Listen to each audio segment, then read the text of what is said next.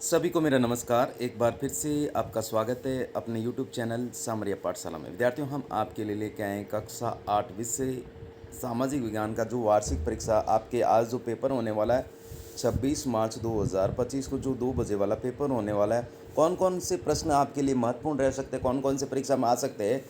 तो यहाँ पर देख सकते हैं जो पहला प्रश्न है, यहाँ पर जो 23, 24 और 25 जो बड़े वाले हैं विद्यार्थियों, आपके बड़े वाले प्रश्न जो यहाँ पर देख सकते हैं बड़े वाले 23 नंबर 8 नंबर का आएगा, 24 नंबर भी 8 नंबर का और 25 नंबर भी 8 नंबर का आएगा। और ये भी दो दो भागों में होंगे, आपके अ और ब दे रखे होंगे और ये अथवा में होंगे, अ ब यानी 4-4 अंक के रहने वाले। तो यहाँ पर देख सकते हैं विद्यार्थियों जो प्रश्न है भारतीय संविधान की विशेषताएं, यानी भारतीय संविधान की विशेषताएं क्या है। तो यहाँ पर देख सकते हैं आप बिंदु लिखेंगे, भारतीय संविधान क्या है, लिखित संविधान। भारतीय संविधान विश्व का सबसे विस्तृत यानी सबसे बड़ा लिखित संविधान है। फिर संघीय संरचना, तो भारत एक संघीय देश है। क्या है? संघीय देश है जिसमें केंद्रीय और राज्य सरकारों के बीच शक्तियों का विभाजन किया गया है, इसे संघीय देश बोलते हैं। फिर मौलिक अधिकार भी, तो यहाँ पर सभी को पता है कि 6 मौलिक अधिकार दे रखे हैं। संविधान नागरिकों को मौलिक अधिकार प्रदान करता है, जैसे कि स्वतंत्रता, समानता, धार्मिक स्वतंत्रता। फिर नेक्स्ट देखिएगा धर्मनिरपेक्षता, तो भारत का संविधान सभी धर्मों के प्रति समान व्यवहार करने का प्रावधान करता है।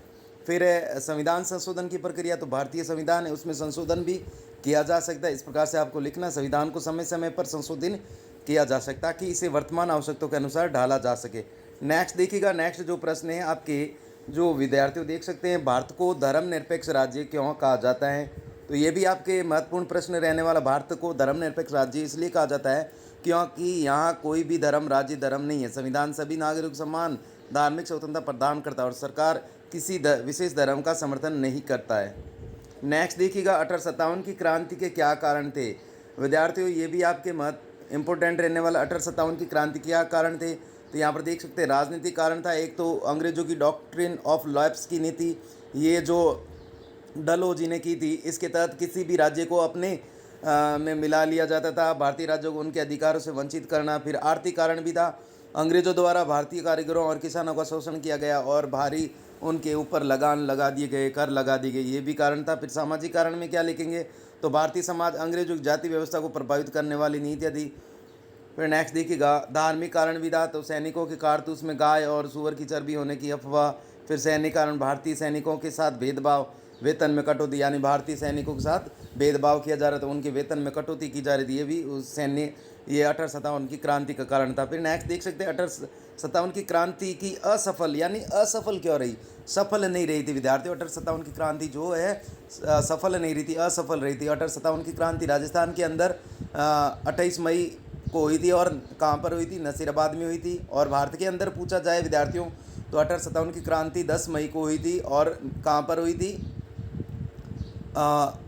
यहाँ पर देखिएगा नेक्स्ट, यहाँ पर देख सकते हैं 1857 की क्रांति की असफलता होने, नेतृत्व की कमी, क्रांतिकारियों के पास कोई संगठित नेतृत्व नहीं था। फिर योजना का अभाव, विद्रोह किसी ठोस योजना के शुरू हो गया था। फिर अत्याधुनिक हथियारों की कमी, अंग्रेजों के पास बेहतर हथियार और खुद युद्ध तकनीक नहीं थे। फिर राजाओं का समर्थन नहीं मिलना, कई राजा थे जो भारतीयों का सहयोग न करके अंग्रेजों का साथ दे रहे थे। फिर एकता की कमी, और यह विद्रोह पूरे भारत में समान रूप से नहीं फैला जिसमें अंग्रेजों को इसे दबाने में आसानी हुई। नेक्स्ट देखिएगा, नेक्स्ट यहाँ पर देख सकते हैं, और 1857 की क्रांति जो भारत में हुई थी 10 मई को हुई थी, मेरठ में हुई थी। कहाँ पर हुई थी, मेरठ में हुई थी। फिर यहाँ पर विद्यार्थियों ये भी प्रश्न आपके पूछा जा सकता है, 1857 की क्रांति के क्या परिणाम थे। तो ब्रिटिश शासन की नीतियों में बदलाव, पहला बिंदु लिखेंगे, ईस्ट इंडिया कंपनी के शासन को समाप्त कर ब्रिटिश सरकार ने भारत का सीधा प्रशासन संभाला। फिर भारतीय समाज में जागरूकता, इस विद्रोह ने भारतीयों में राष्ट्रीय और स्वतंत्रता की भावना को प्रबल किया। फिर सैनिक सुधार, ब्रिटिश सरकार ने भारतीय सैनिकों की भर्ती और उनके प्रशिक्षण में सुधार की। ये सारे क्या परिणाम, 1857 की क्रांति के परिणाम, रिजल्ट। और राजनीतिक परिवर्तन क्या हो, रानी विक्टोरिया ने भारतीयों को आश्वासन दिया कि उनके धार्मिक मामलों में कोई हस्तक्षेप नहीं किया जाएगा। फिर यहाँ पर विद्यार्थियों ये भी प्रश्न आपके बन सकता है, यहाँ पर 23, 24 और 25 प्रश्न अथवा में आएंगे आपके, कौन कौन से किस प्रकार से बन सकते हैं। तो ग्राम पंचायत के कार्य, तो विद्यार्थी देख सकते हैं जो पंचायती राज है वो त्रिस्तरीय व्यवस्था थी।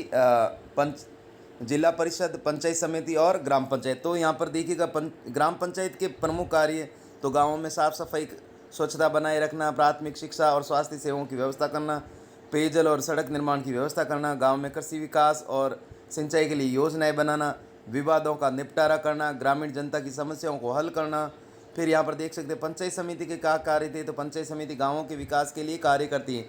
इसके मुख्य कार्य लिखेंगे आप, गाँवों के लिए योजनाएँ बनाना, उनका क्रियान्वयन करना, स्वास्थ्य और शिक्षा से जुड़ी सेवाएं प्रदान करना, कृषि और सिंचाई के विकास के लिए योजनाएं बनाना, सड़क, बिजली और जल आपूर्ति की व्यवस्था करना, ये सारे पंचायत समिति। फिर भी यहाँ पर देख सकते हैं पंचायती राज जो विस्तारवादी व्यवस्था क्या है, नहीं त्रिस्तरीय व्यवस्था। यहाँ पर देख सकते हैं पंचायती राज विस्तारवादी व्यवस्था का तात्पर्य 3 स्तरीय पंचायत प्रणाली से, जिसमें ग्राम पंचायत, पंचायत समिति और जिला परिषद। तो यहाँ पर सबसे छोटी है ग्राम पंचायत और सबसे बड़ी है जिला परिषद। तो यहाँ पर देख सकते हैं जिला परिषद का जो राजनीतिक दृष्टि से होता है जिला प्रमुख, और प्रशासनिक दृष्टि से होता है सीईओ। और फिर पंचायत समिति का राजनीतिक दृष्टि से प्रधान होता है, मुखिया प्रधान होता है, और प्रशासनिक दृष्टि से होता है बीडीओ। और ग्राम पंचायत का राजनीतिक रूप से होता है सरपंच, और प्रशासनिक रूप से होता है वीडीओ। और इसका उद्देश्य ग्रामीण स्तर पर प्रशासन को अधिक प्रभावी बनाना था। फिर नेक्स्ट देखिएगा खरीफ और रबी फसल से संबंधित जानकारी। तो यहाँ पर देख सकते हैं खरीफ फसल क्या है, तो यह वर्षा ऋतु में बोई जाती है और अक्टूबर नवंबर में कटाई होती है। उदाहरण धान, मक्का, बाजरा, सोयाबीन। रबी फसल यह सर्दियों में बोई जाती है और मार्च अप्रैल में कटाई होती है। उदाहरण गेहूँ, जौ, सरसों। तो इस प्रकार से लिखेंगे। फिर संसाधनों के प्रकार, तो संसाधन कितने प्रकार के संसाधनों को 3 प्रकारों में बांटा गया है। प्राकृतिक संसाधन, भूमि, जल, वन, खनिज। मानव संसाधन, श्रमिक, वैज्ञानिक, शिक्षक। मानव निर्मित संसाधन, सड़कें, पुल, मशीनें। फिर नेक्स्ट प्रश्न खनिज के प्रकार। तो यहाँ पर देख सकते हैं खनिजों के भी 3 प्रकार है, धात्विक खनिज, लोहा, तांबा, एल्यूमिनियम। और धात्विक खनिज, चूना, पत्थर, जिप्सम, अभ्रक। ऊर्जा खनिज, कोयला, पेट्रोलियम, प्राकृतिक गैस। फिर यहाँ पर नेक्स्ट देखिएगा विद्यार्थियों, आपके जो प्रश्न बनने वाले हैं विद्यार्थियों, ये भी प्रश्न जो छोटे ऑब्जेक्टिव आपके बनने वाले हैं। भारत के अंतिम गवर्नर जनरल कौन थे? Lord Mountbatten. शेर मैसूर के नाम से किसे जाना जाता? शेर के मैसूर के नाम से टीपू सुल्तान को जाना जाता है। राजस्थान का लिंगानुपात कितना है? तो राजस्थान का लिंगानुपात 929 है। फिर भारतीय संसद में कितने सदन है? तो 2 सदन है, लोकसभा, राज्यसभा। फिर यहाँ पर देख सकते हैं हुडा सम्मेलन की अध्यक्षता किसने की थी? तो महाराणा जगत सिंह द्वितीय ने की थी। फिर राजस्थान में 1857 की क्रांति कहाँ हुई थी?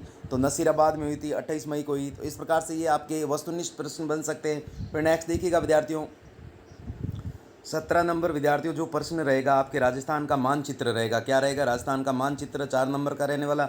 5 जिले आपको बताए जाएंगे। तो यहाँ पर मैं बता देता हूँ आपको अच्छे से सरल तरीका। सबसे पहले 7 संभाग, राजस्थान में कितने संभाग है? 7 संभाग। सबसे पहले यहाँ से शुरू करेंगे, बीकानेर संभाग। फिर यहाँ पर पश्चिम में जोधपुर संभाग, इधर जो दक्षिण में आपके उदयपुर संभाग, और ये हाडोती क्षेत्र जिसे कोटा संभाग कहा जाता है, ये भरतपुर संभाग पूर्वी में, और ये आपके जयपुर संभाग, और ये अजमेर संभाग। 7 संभाग है। तो यहाँ पर देख सकते हैं जो बीकानेर संभाग है इसमें श्रीगंगानगर, हनुमानगढ़, इसमें बीकानेर और चूरू आ जाएगा। फिर यहाँ पर ये जोधपुर संभाग है, तो सबसे पहले ये जैसलमेर, फिर यहाँ पर जोधपुर, जैसलमेर के नीचे बाड़मेर, बाड़मेर के नीचे जालोर, जालोर के नीचे सिरोही, और फिर यहाँ पर आप लिखेंगे पाली। क्या लिखेंगे? पाली। फिर ये उदयपुर संभाग, उदयपुर हो जाएगा, इसमें डूंगरपुर हो जाएगा। और यहाँ पर देख सकते हैं डूंगरपुर, फिर बांसवाड़ा, यहाँ पर हो जाएगा प्रतापगढ़, यहाँ पर चित्तौड़गढ़, यहाँ पर राजसमंद। फिर ये कोटा संभाग है, कोटा के ऊपर बूंदी हो जाएगा, नीचे झालावाड़, और यहाँ पर बारा हो जाएगा। फिर यहाँ पर ये भरतपुर संभाग, यहाँ पर भरतपुर हो जाएगा, धौलपुर, करौली और सवाई माधोपुर। फिर विद्यार्थियों ये जोधपुर संभाग, जयपुर संभाग, ये जयपुर हो जाएगा, यहाँ पर ये सीकर हो जाएगा, यहाँ पर झुंझुनू हो जाएगा, और ये दौसा हो जाएगा, ये अलवर हो जाएगा। फिर यहाँ पर ये अजमेर है। क्या है विद्यार्थियों? अजमेर है। क्या है? अजमेर। अजमेर, इसमें हो जाएगा भीलवाड़ा, टोंक। इस प्रकार से आपको लिखना है।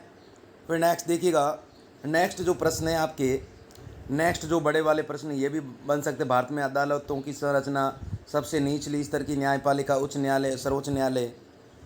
नेक्स्ट देखिएगा संसद में कानून बनाने की प्रक्रिया। यहाँ पर देख सकते हैं 22 नंबर प्रश्न, राजस्थान सरकार द्वारा बुनकरों को किस रूप में सहायता दी गई है? साइबर सुरक्षा से आप क्या समझते हैं? नेक्स्ट देखिएगा, ये भी आपके सवाल बन सकता है, अच्छे से याद कीजिएगा। नेक्स्ट अगले वीडियो में जल्दी आपके लिए हाजिर होंगे। तो ज़्यादा से ज़्यादा वीडियो को लाइक करें और चैनल को सब्सक्राइब करें। Thanks for watching. वीडियो देखने के लिए धन्यवाद।